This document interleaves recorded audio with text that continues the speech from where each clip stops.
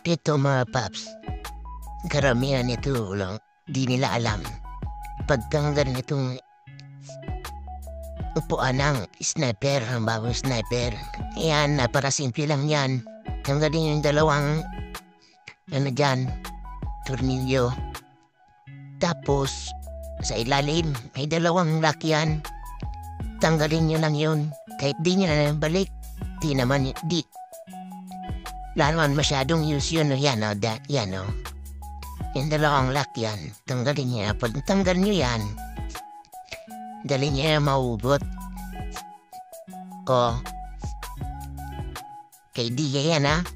Kaysa tanggalin nyo yan lahat. Kasi yung pagtanggal ng upuan ng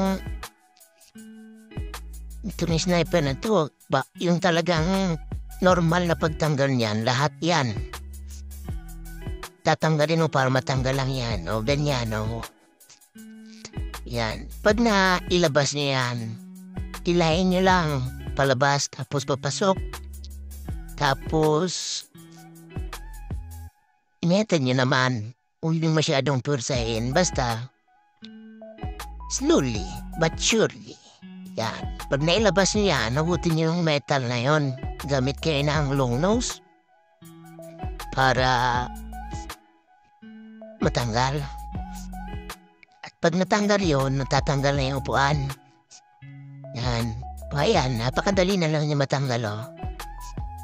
Oh, tingnan nyo.